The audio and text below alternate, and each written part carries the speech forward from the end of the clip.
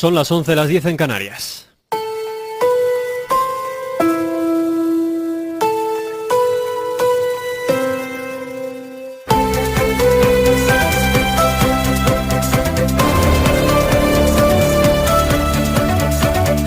En la cadena SER,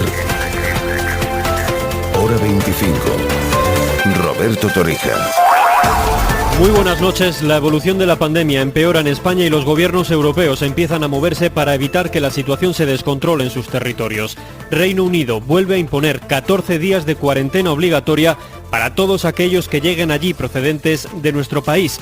La medida se ha confirmado oficialmente esta noche y entra en vigor ahora mismo. Así que si tienen un vuelo a Reino Unido mañana, tendrán que guardar 2 semanas de cuarentena. Londres, Daniel Postico, buenas noches. Buenas noches, así es. La cuarentena ha entrado en vigor a las 11, hora peninsular. Cualquier persona que llegue a partir de ahora deberá pasar una cuarentena de 14 días aquí en el Reino Unido. Esto significa que los viajeros que lleguen de España deben ir en coche privado y dirigirse directamente del aeropuerto o estación de tren hasta la habitación de hotel o dar la dirección de una casa y no podrán moverse de allí en 2 semanas. La multa por saltarse la cuarentena es de 1.100 euros. El principal touroperador británico TUI acaba de anunciar que suspende todos los vuelos con origen y destino a España desde este domingo. La decisión ha cogido por sorpresa a la industria aérea. La compañía EasyJet ha expresado su enfado con el gobierno británico y ha dicho que seguirá operando normalmente. La principal razón que ha arguido el gobierno británico es el preocupante aumento de casos en España y los múltiples brotes que se han detectado. Y atentos a las consecuencias de esta decisión en el turismo español, porque más de 2.100.000 británicos vinieron a nuestro país en julio del año pasado.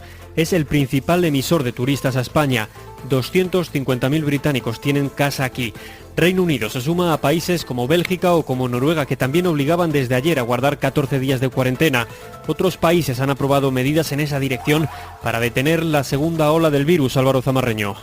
Sí, porque los datos empeoran en prácticamente todo el continente y como reconocía el ministro alemán de Sanidad Jens Spahn, el problema no está solo en que la gente cambie de país por vacaciones, sino que, como también sucede aquí en España, los lugares de trabajo y las reuniones familiares o la movilidad interna están también detrás de los contagios, una realidad que casi ningún país sabe cómo afrontar en esta segunda oleada, como han reconocido las autoridades alemanas.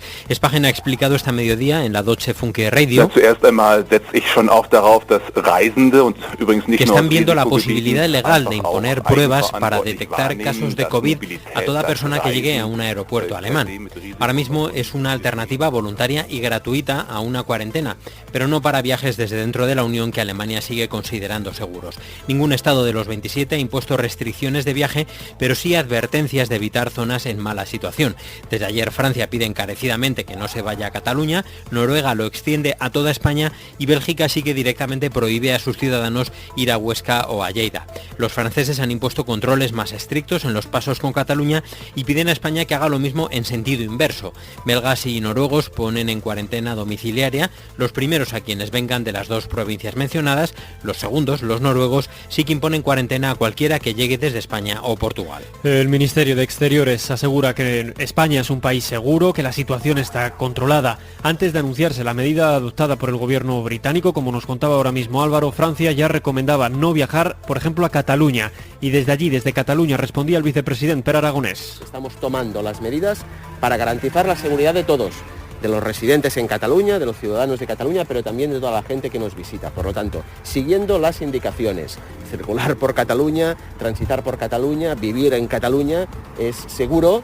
Cataluña notifica hoy 1.500 contagios, son 500 más que ayer. Madrid advierte de que los datos están empeorando. Euskadi registra más de 120 casos nuevos. Según los datos del Instituto Carlos III, la incidencia acumulada de la enfermedad ha crecido un 85% de la primera a la segunda semana de julio, especialmente entre chavales y jóvenes de entre 15 y 29 años.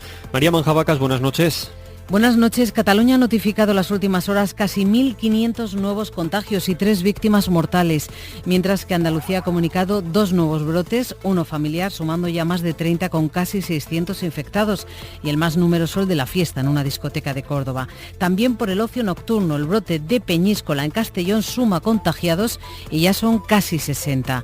Asturias, donde el virus tiene menos incidencia, acaba de registrar su segundo brote desde el fin del confinamiento en una cervecería de de Oviedo y en Ceuta se ha tenido que aislar a casi 80 pacientes de una médica, una radióloga que ha dado positivo. En las últimas horas, Euskadi ha sumado 123 nuevos contagios en todas las provincias, pero especialmente en Vizcaya y Murcia. En un solo día cuenta 60 positivos, de los que 25 se deben a los brotes de Totana. Mientras tanto, la ciencia trabaja sin descanso para tratar de entender mejor el virus y su funcionamiento.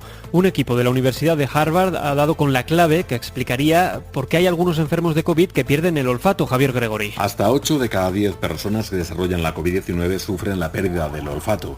Por esa razón, este es uno de los síntomas más característicos y sin duda también más llamativos de esta infección, porque no se da en otro tipo de enfermedades. Ahora un equipo de científicos de la prestigiosa Universidad de Harvard, en Estados Unidos, ha descubierto la posible causa. Este coronavirus, el SARS-CoV-2, infecta unas células nerviosas que están situadas precisamente en la cavidad nasal y que tienen la función de detectar los olores. Héctor Vallés es el jefe del servicio de otorrinolaringología del Hospital Clínico Lozano Blesa de Zaragoza.